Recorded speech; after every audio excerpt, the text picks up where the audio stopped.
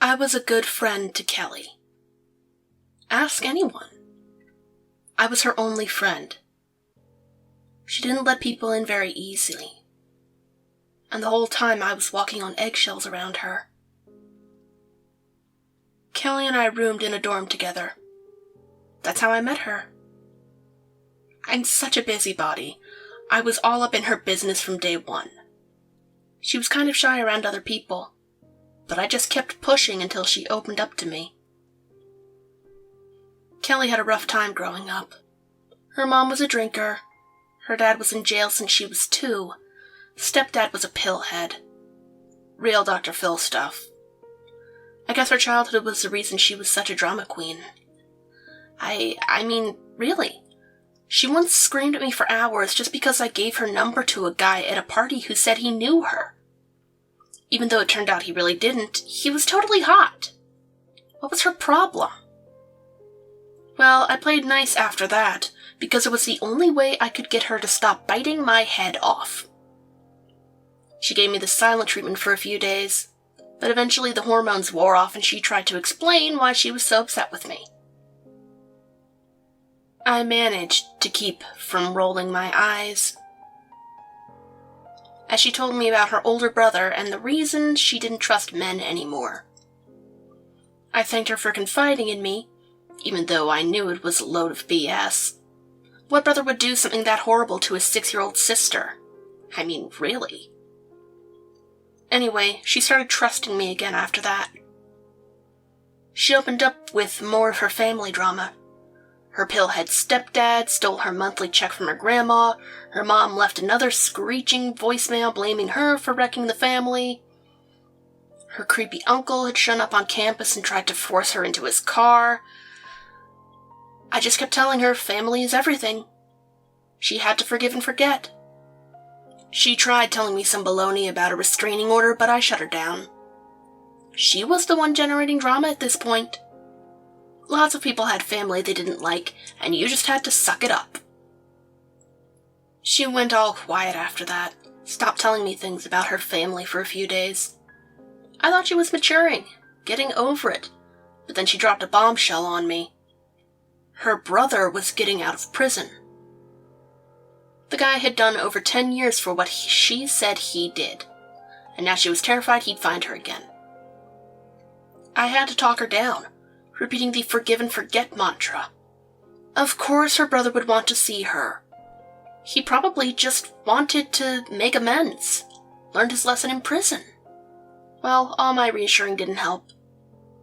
She got all paranoid, didn't show up for classes, didn't shower. I was considering an intervention the day I got in my car, and someone spoke from the back seat. I'm embarrassed to admit it, but I screamed. The guy in my back seat sat up and started talking, and he picked apart all my fears until I could see how silly I was being. It was Kelly's brother, Chris. He had gotten out of prison a changed man. I could believe that. He wasn't all hardened and scruffy like the prisoners you see on TV. He was cute. Toned body, clean shave, none of those nasty prison tattoos. He explained to me that Kelly had misinterpreted his affection. Actually, she'd been the one coming on to him. When he tried to set her straight, she ran to her grandfather, who had been the one to call the police. It wasn't really her fault.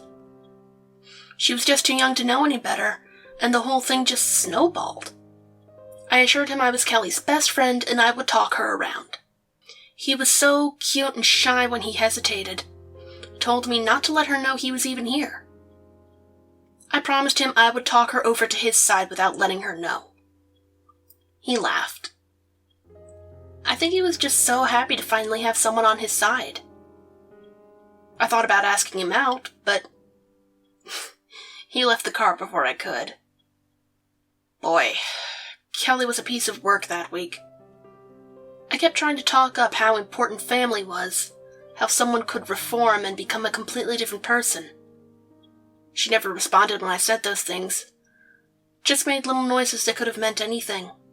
I think she was shutting me out again. Chris was in my car again at the end of the week. This time, I didn't scream like an idiot. I told him I tried to bring Kelly around to his side, but it didn't work. He didn't seem too put out by it. He had a plan, he said. Kelly was looking for a job at the moment. I told Chris this, and he said he'd thought up a plan. There was an empty office building his friend owned. I could tell her a friend of mine had an opening at their small business and bring her there for an interview. Then he could get the jump on her and actually talk to her while her guard was down. It was brilliant. Kelly didn't suspect a thing. Her whole face lit up when I told her. The day I drove her to the office, she was dressed really nice and was smiling for the first time that week. She gave me a really nice hug when she got out of the car. I'm such a fairy godmother. Well, instead of waiting like she asked, I drove away like Chris and I planned. That's when it all went wrong. I'm sure Kelly screamed when she saw her brother. I mean, he's so different. But that busybody on the street didn't have to call the cops. I'm sure he scared Chris away. Poor baby was so afraid to go back to prison. And when he left, I'm sure that's when it happened. I don't believe what they're saying. They don't know Chris. He's such a sweet guy. I'm sure some low-life junkie was hanging out in the empty building, heard Kelly come in, and pounced once Chris left. That's who assaulted and murdered her. It's ridiculous to even suspect him. Even more ridiculous, I'm being charged as an accessory. I mean, can you see that? I would never intentionally hurt her. I was a good friend.